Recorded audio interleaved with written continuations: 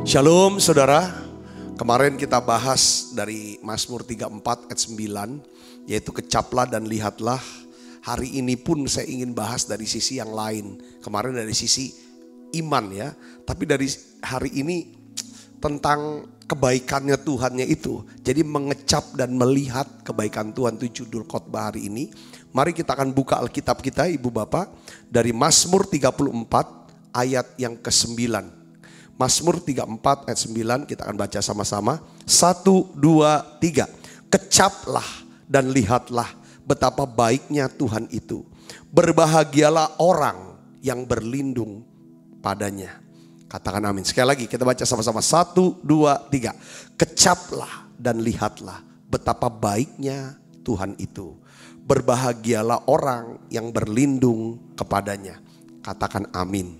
Saudaraku, ya, mungkin kita sih mengetahui, mungkin kita mengetahui tentang kebaikan Tuhan.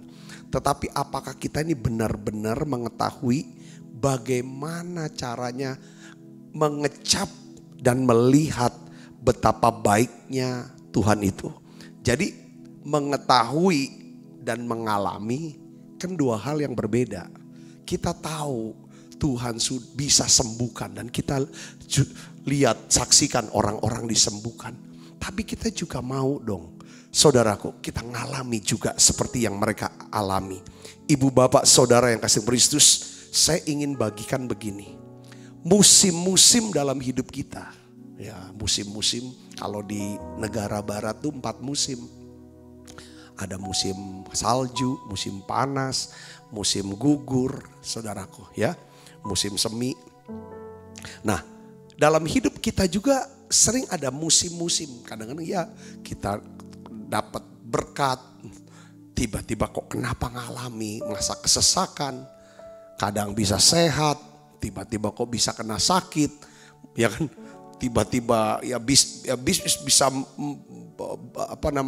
omset begitu besar. Tapi ada masa di mana itu sepi. Jadi musim dalam hidup kita ini bisa datang dan pergi, bisa berubah. Tetapi saya ingin beritahu kepada saudara, kebaikan Tuhan itu tetap sama. Tidak pernah berubah. Yang percaya katakan amin. Ya, Tuhan Yesus itu baik. Dia selalu baik. Ini yang saya mau bagikan. Sekali lagi ingatkan, Tuhan Yesus itu ingin memberkati kita. Tuhan Yesus ingin menyembuhkan kita. Tuhan Yesus ingin memulihkan hidup kita. Entah keluarga, entah keuangan, apapun dia ingin memulihkan. Dan Tuhan Yesus ingin membuat kita hidup di dalam pelbagai kebaikannya setiap hari. Yang percaya katakan amin. Tuhan juga ingin kita bisa menikmati hidup yang berkelimpahan. Yohanes 10 ayat 10 katakan apa? Pencuri datang hanya untuk mencuri, membunuh dan membinasakan. Aku datang kata Yesus supaya mereka mempunyai hidup dan mempunyainya dalam segala kelimpahan. Saya tuh makin kesini melayani di Menara Doa, khususnya saudaraku yang melayani. Itu makin saya tuh kayak ada rasa saya mengasihi. Kasih saya makin besar kepada saudara. Saya tuh jadi akhirnya cari deh bahan-bahan khotbah. Bagaimana bisa menolong saudara untuk bisa mengalami, menikmati daripada kasih dan kebaikan Tuhan. Lalu kalau lihat saudara yang sakit sembuh, saya senang sekali. Ketika saya dapat kesaksian, Pak, di masa susah ini saya gak punya uang untuk bayar kontrakan. Tapi saya dengar firman, saya dengar doa-doa, saya ikut doa di Menara Doa ini. Pengajaran-pengajaran yang disampaikan. Iman saya muncul. Saya melihat Pak, bagaimana Tuhan memberikan saya kerjaan, saya bisa bayar uang kontrakan itu. Dan lain sebagainya kesaksian. Kalau saya dengar kesaksian, ya kan beberapa bilang, saya bersyukur. Saya diluputkan. Saya gak kena penyakit, gak kena virus itu. sekalipun saya bersama-sama dengan orang itu. Ibu bapak saudara, kalau dengar berita seperti itu, wah senang sekali. Nah hari ini, makanya saya mau lanjutin khotbah kemarin. Khotbah kemarin, kecaplah dan lihatlah betapa baiknya Tuhan itu. Hari ini juga khotbahnya adalah kecaplah dan lihatlah betapa baiknya Tuhan itu. Gimana caranya kita bisa mengecap dan melihat kebaikan Tuhan? Saya ingin sharingkan ada 3 cara. 3 cara. Saudaraku Yesus, ini yang saya lakukan. Selalu saya lakukan. Saya berusaha untuk latih gitu. Melatih apa? Saya coba melakukan. Lebih dulu coba. Baru saya mulai ajarkan. Oh ini ada. Oh ada hasilnya ya. Saya ajarkan. Saya bagikan kepada kita semua. Saudara yang pertama. Ya. Pertama saudaraku. Bagaimana caranya? Kita harus. Terus saudara. Ini kerjaan tiap hari setiap saat. Kita harus mengubah pikiran kita. Dengan berpikir bahwa Tuhan Yesus adalah baik bagi orang yang berharap dan mencari Dia. Ini saudara tanam nih, kebenaran ini. Bahwa Tuhan Yesus itu baik bagi orang yang berharap sama Dia dan yang mencari Dia. Sepanjang kita berharap, pengharapan kita hanya pada Yesus. Itu yang namanya iman yang murni. Kita selalu cari Dia. Cari dalam doa. Cari kehendaknya dalam firman. Dengar baik. Dia baik buat saudara. Yang ngerti katakan amin. Nah di dalam Ratapan 3 ayat 21 sampai 25. Nabi Yeremia dia katakan begini saudaraku. Tetapi hal-hal inilah yang kuperhatikan. Perhatikan dipikirkan. Jadi ini. Kalau saudara mau mengecap dan melihat kebaikan Tuhan. Maka yang pertama adalah yang harus saudara perhatikan. Bukan sakitnya. Bukan susahnya. Bukan jahatnya si dia. Bukan kurangnya orang itu. Bukan salahnya orang itu. Bukan kekurangannya kita. Ketika sanggup. Tapi fokus kita bukan kepada masalah ini. Bukan pada penderitaan ini. Dikatakan apa? Inilah yang kuperhatikan. Sebab itu aku berharap. Saudara, pasti kita berharap sesuatu yang baik. Saudara bisa berharap kalau saudara berpikir.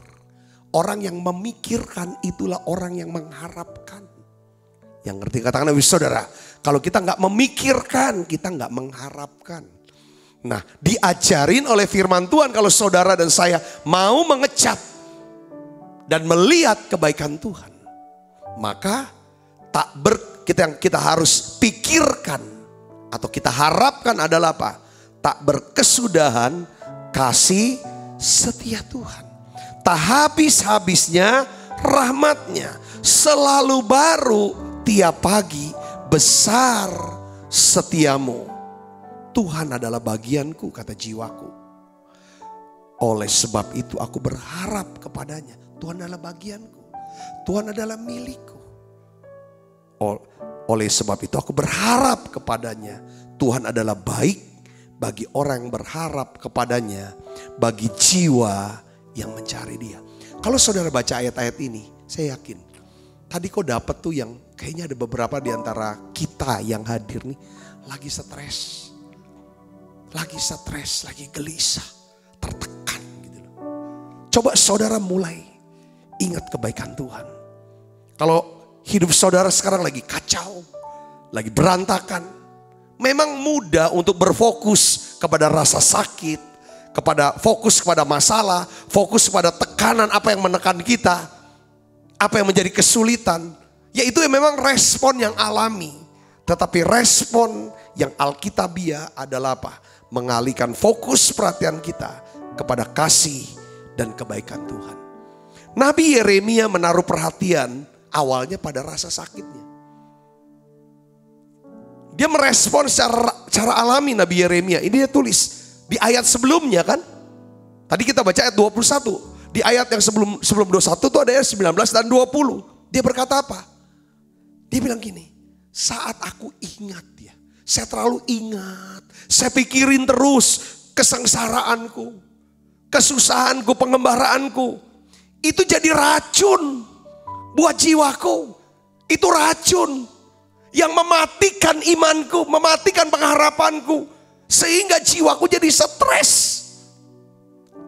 Kalau aku pikir yang susah, itu jadi racun yang membuat aku jadi stres. Oleh karena itu aku alihkan.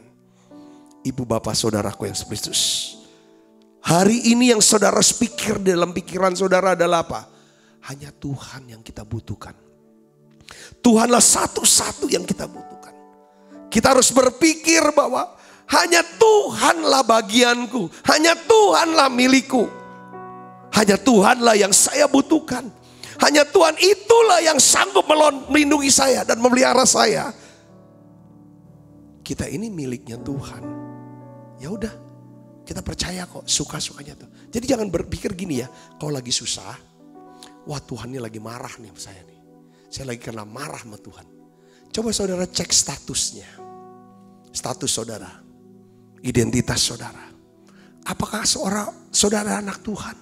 Saudara milik Tuhan? Saudara sudah percaya Yesus, sudah dibaptis selam, sudah bertobat dan lahir baru. Kalau ini sudah, dengar baik. Ada ayat yang menguatkan kita. Roma 5 ayat 8-9. Katakan begini. Akan tetapi Allah menunjukkan kasih-Nya kepada kita. Oleh karena Kristus telah mati untuk kita. Ketika kita masih berdosa. Waktu kita masih berdosa saja Dia sudah tunjukkan kasih-Nya. Di sini lebih-lebih lagi. Karena kita sekarang telah dibenarkan oleh darah-Nya. Kita sudah dibenarkan saudara. Jadi apa? Kita pasti akan apa? Diselamatkan dari apa? Murka Allah. Artinya apa? Kesusahan yang saudara alami sekarang. Dengar baik saudaraku. Bukan karena itu murka Allah. Tapi dengar baik saudara. Kesusahan yang kita alami sekarang. Apabila saudara menaruh harap kepada Dia. Maka kesusahan itu, ya kan? Tuhan akan bekerja, menyelesaikan, memberikan jalan keluar, lalu mendatangkan kebaikan buat kita. Yang percaya katakan amin. Jadi pikir yang pertama gini kalau mau ngecap. Ini harus ada pegangannya ini dulu yang awalnya. Tuhan baik, Tuhan baik. Coba katakan saya, Tuhan Yesus baik. Katakan Tuhan Yesus baik. Jadi gini, kalau saudara kena apa-apa, ada apa-apa. Kalau ini terus yang diomongin, Sabta, Tuhan Yesus itu baik. Saya suka ngomong gitu. Sabta, Tuhan Yesus baik. Dia adalah bagianmu. Kamu adalah miliknya. Apapun yang terjadi dalam hidupmu, jangan takut karena kamu miliknya. Kamu pasti dilindungi. Kamu pasti dipelihara. Kamu pasti diberkati dan dicukupi. Katakan amin. Apapun yang diomong orang, apapun yang dilakukan orang terhadap kamu, dengar baik, Dia kuasanya lebih besar. Yang ngerti katakan amin. Tidak ada satupun senjata yang bisa, yang ditimpakan orang itu bisa berhasil. Senjata itu dalam bentuk apa? Santetkah? Perkataan jahatkah? Yang mau menghancurkan, menjatuhkan saudara. Dengar baik saudaraku. Sepanjang kita adalah orang yang berharap, selalu jiwanya mencari Tuhan, maka Dia Allah yang akan menjadi perisai kita. Maka di sini dikatakan saudaraku, kecaplah dan lihatlah betapa baiknya Tuhan itu. Berbahagialah orang yang apa? Yang berlindung kepadanya. Berbahagialah saudara yang berlindung kepadanya. Orang yang berlindung adalah orang yang berharap. Orang yang berlindung adalah orang yang mencari Dia. Yang ngerti katakan amin. Jadi yang pertama adalah apa saudara? Pertama, kalau mau mengecap dan melihat kebaikan Tuhan adalah apa?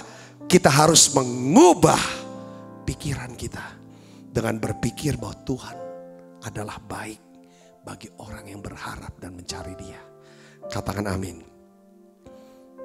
Kau tunjukkan kasih setiamu, Kau menyediakan yang ku Kau setia, Kau mulia, dulu, sekarang, dan selamanya. Oh, Kau tunjukkan kasih setiamu, Kau menyediakan yang ku perlu. Kau setia, Kau mulia, Bapa, Kau setia. Jadi yang pertama ya, kita harus berpikir dengan pikiran bahwa Tuhan itu baik bagi orang yang berharap dan mencari Dia. Yang kedua saudara, kita ini harus percaya. Kita harus percaya bahwa kita akan melihat kebaikan Tuhan. Kita harus percaya bahwa kita akan melihat kebaikan Tuhan. Kita harus percaya sekalipun kita belum melihat. Percaya aja. Percaya aja. Ini perlu kerendahan hati ya, untuk nerima dan untuk dengar dan terima kata-kata ini. Percaya sekalipun kita belum melihat. Percaya bahwa kita akan menerima, akan melihat kebaikan Tuhan. Katakan amin saudaraku. Ini perlu kerendahan hati. Saudaraku Yesus Kristus memang musuh ya. Musuh utama iman. Musuh utama daripada pengharapan kepada Tuhan.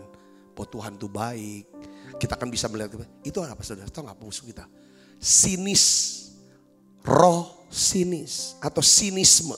Sinisme adalah satu pikiran, satu sikap, perasaan, satu perkataan yang negatif, yang selalu melawan, menentang sesuatu yang positif yang datangnya dari Tuhan. Itu namanya sinis. Saudara yang serius, kita harus doa. Tuhan, beri saya roh yang tulus, buang roh yang sinis, supaya saya bisa menerima segala yang baik yang Tuhan sedang sediakan buat saya. Katakan amin saudara. Ini penting. Ini penting saudaraku. Kalau sudah sinis pasti frustrasi. Kalau sudah frustrasi pasti jadi jahat.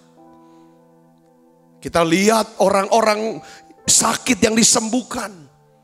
Saudara, mereka membangun yang namanya iman yang murni, yang tulus. Mereka harus buang yang namanya jubah sinisme. Saudara, ya, pakaian sinis harus dibuang. Nah, oleh karena itu saudaraku, di dalam Mazmur 27 ayat 13 sampai 14 katakan begini. Sesungguhnya aku percaya akan melihat kebaikan Tuhan di negeri orang-orang yang hidup. Nantikanlah Tuhan, kuatkanlah dan teguhkanlah hatimu.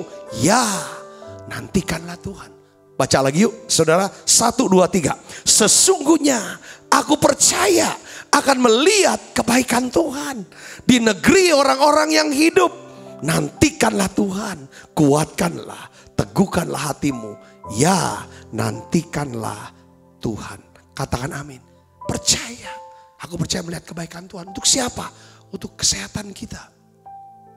Untuk rohani kita. Untuk keuangan kita. Untuk pekerjaan kita. Kita harus percaya akan melihat kebaikan Tuhan atas anak-anak kita. Atas orang-orang sekeliling kita. Kita percaya akan melihat kebaikan Tuhan.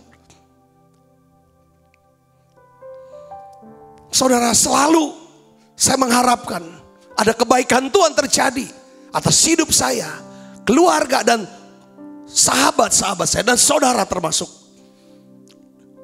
Kemarin lusa seorang teman, dia telepon saya saudara. Selesai daripada menara doa online, telepon dengan penuh sukacita.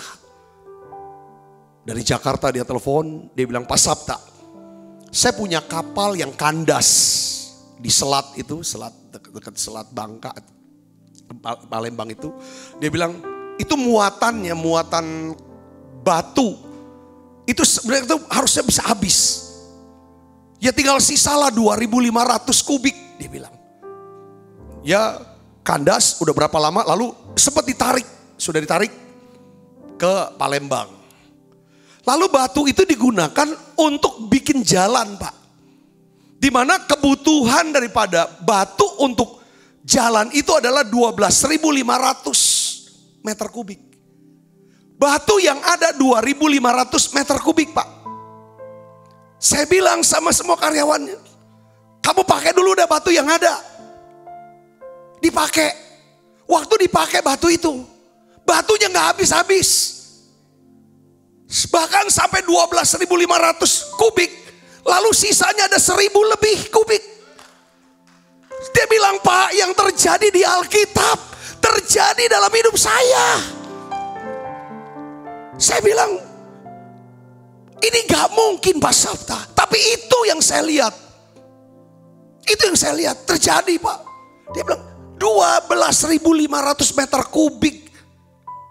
Ya kalau ya kan batu yang dibutuhkan. Saya cuma ada 2.500 itu yang di kapal. Saudaraku yang kasih Kristus. Kita harus tanamkan di hati pertama. Karena pikir Tuhan tuh baik untuk orang yang berharap. Kalau kita gak berharap, ya gak bisa dong.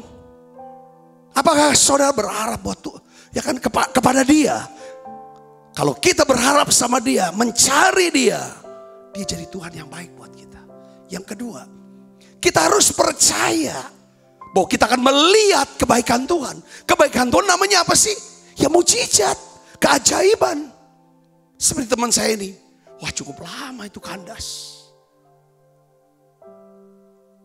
Dan ajaibnya saudara, ini saya cerita lagi nih tentang yang kandas, saya cerita. Waktu kandas daripada Roh Kudus bicara. Itu para pendeta itu kok kasih beras. Kasih makan. Itu suara Tuhan buat dia. Kalau Tuhan berfirman. Kadang tuh saudara. Biasanya keajaiban atau kebaikan Tuhan. Ya kan. Yang akan kita lihat. Itu prosesnya tuh selalu. Harus lewat ada firman rema. Katakan amin saudara. Kemarin kita udah bahas.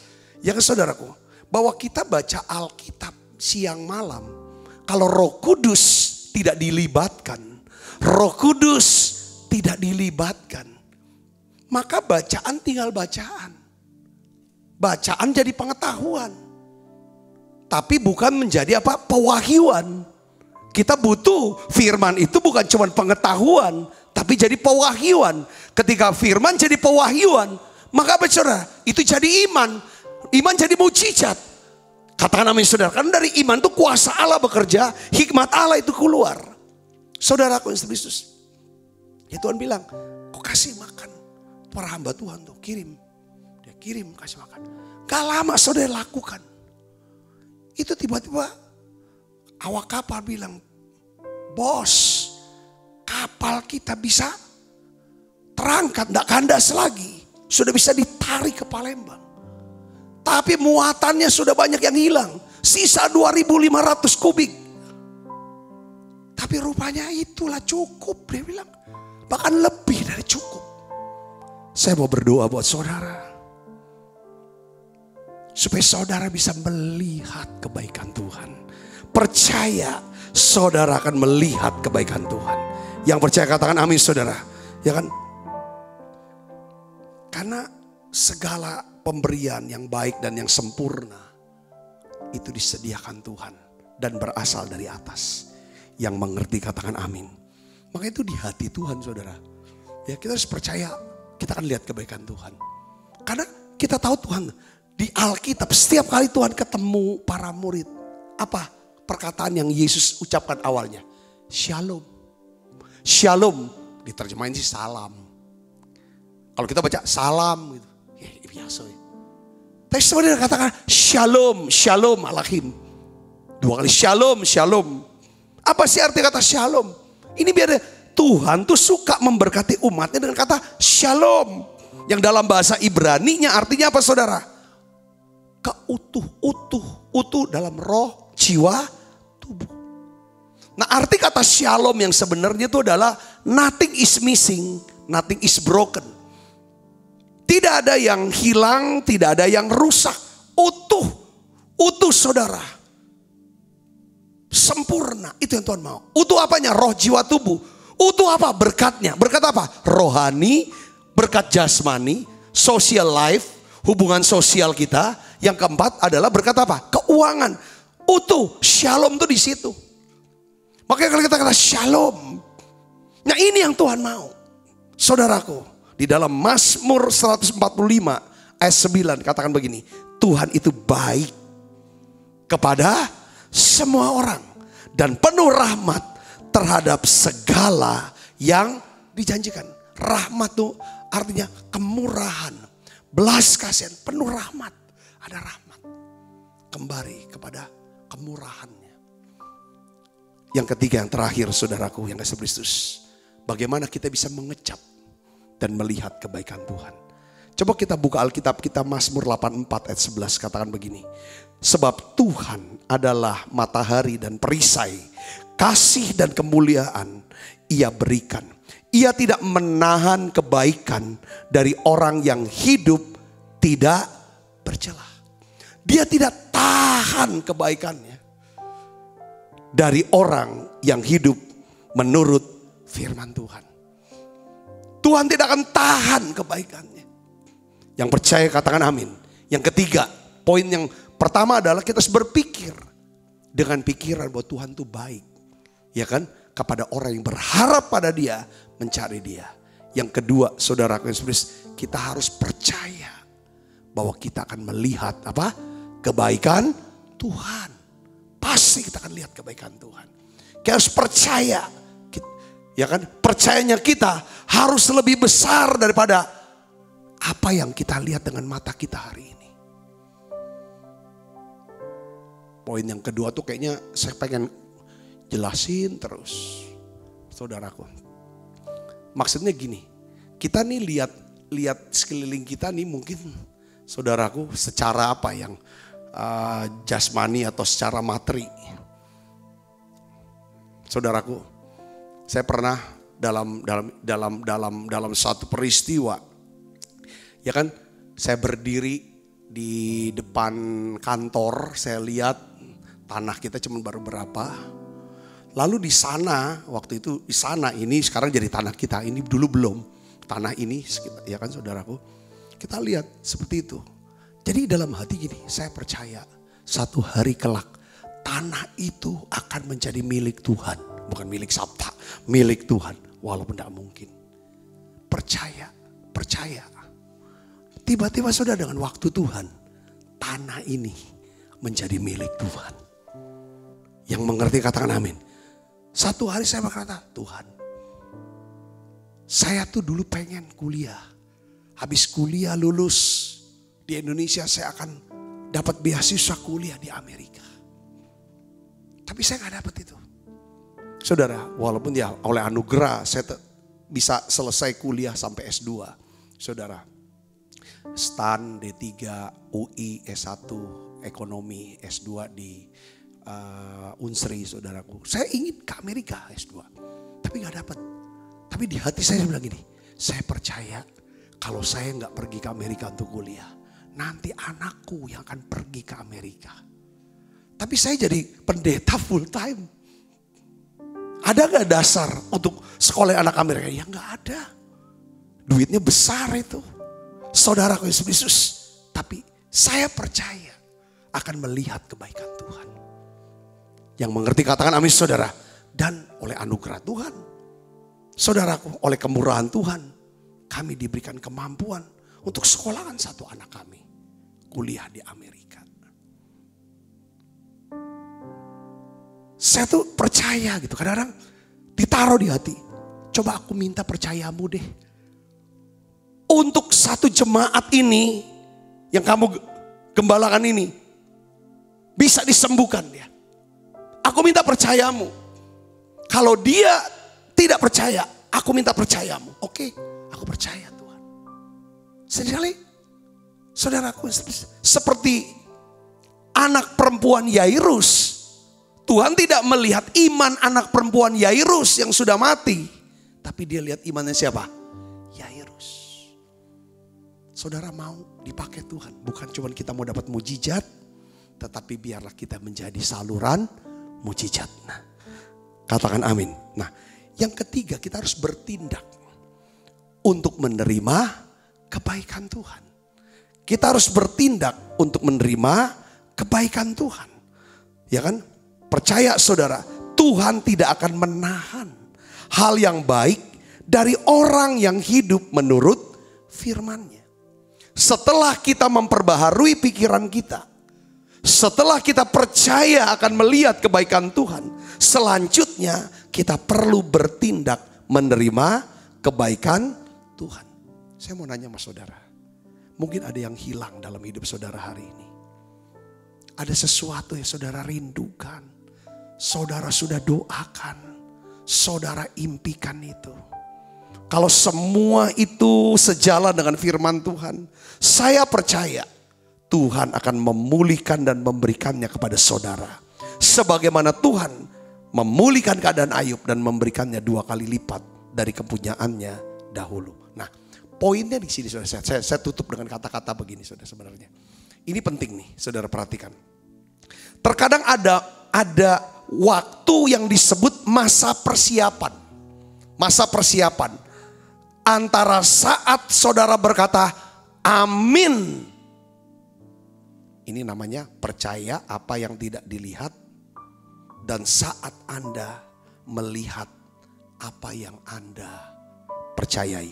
Saya ulangi. Ini ada masa persiapan, masa transisi.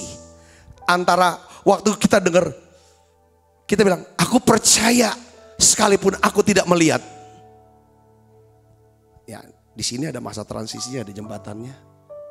Untuk masa di mana kita akan melihat apa yang tidak kita percayai. Maksudnya apa? Masa persiapan itu adalah bagian atau peran kita. Bagian kita adalah semangat yang kuat, ketaatan melakukan perintah firman-Nya, dan melakukannya dengan apa? Dengan iman. Saya tutup dengan kisah Bartimius. Ini cocok saudaraku. Kita tahu saudaraku Bartimius. Di dalam pikirannya dia adalah apa? Yesus itu baik.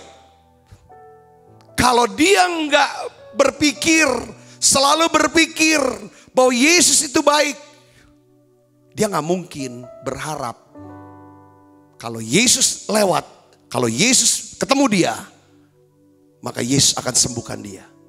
Diawali dengan Yesus itu baik. Yang kedua, saudaraku, dia percaya akan melihat kebaikan Yesus. Yang ketiga, Bartimius apa yang dilakukan? Nah saudara, ya kan, dia jerit, dia teriak, saudaraku. Di dalam Markus 10 ayat 47 di sini katakan, ini ceritanya kita akan lihat di sini saudaraku. Ketika didengarnya bahwa itu adalah Yesus orang Nazaret, mulailah ia berseru, Yesus anak Daud, kasihanilah aku. Banyak orang menegurnya supaya ia diam. Kenapa orang banyak menegur supaya dia diam? Ya karena dia masih pengemis. Dia bukan siapa-siapa. Dia orang di pinggir jalan. Kalau saudara, kalau kita masih bukan siapa-siapa, kita masih seperti Bartimius di pinggir jalan. Banyak orang negor kita, suruh diam. Tapi dengar baik saudara, kalau Tuhan sudah menaruh perhatian kepada saudara, seperti Tuhan menaruh perhatian kepada Bartimius, maka orang banyak itu akan menguatkan kita. Sikapnya akan berubah, omongannya berubah. Yang ngerti katakan amin. Ya bagaimana orang itu bisa berubah? Saudara, ketika Bartimius ada di pinggir jalan, poinnya saudara, Bartimius waktu dia ditegur supaya diam, apa responnya Bartimius? Alkitab katakan, namun semakin keras ia berseru, anak Daud, kasihanilah aku.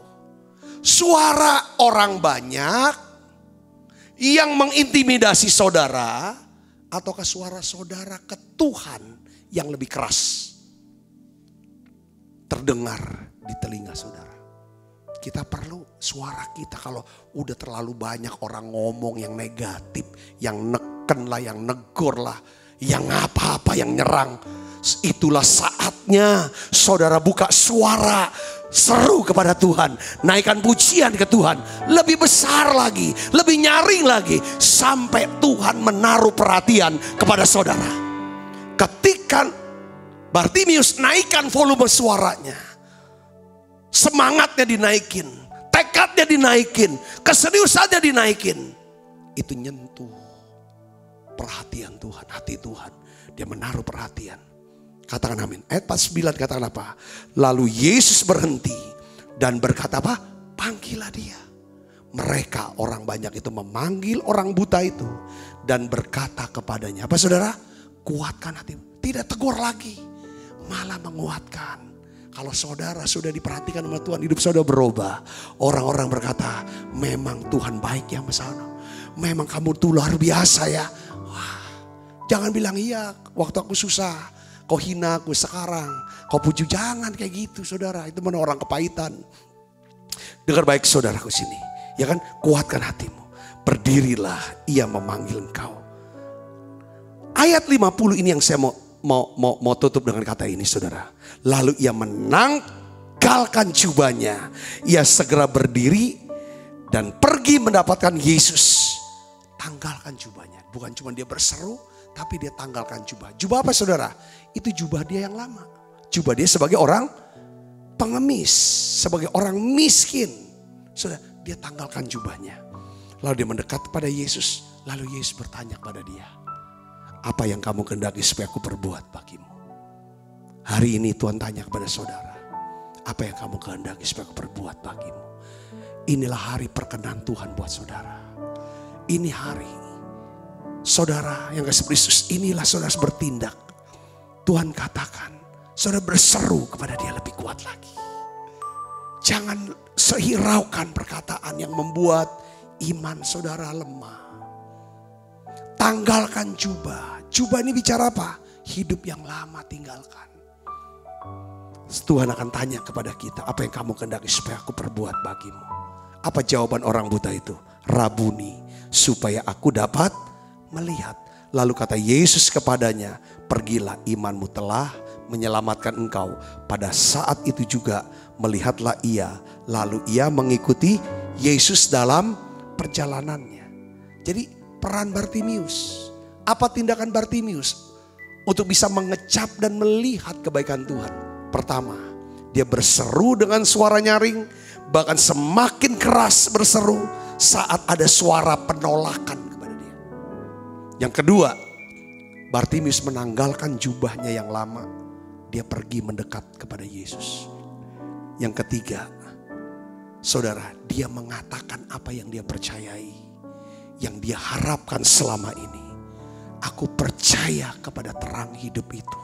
Sekarang aku mau melihat apa yang aku percaya. Bartimius melihat apa yang dia percayai ketika dia berjumpa dengan Tuhan. Hari ini saya percaya saudara akan melihat kebaikan Tuhan dalam hidup saudara. Tuhan tetap baik.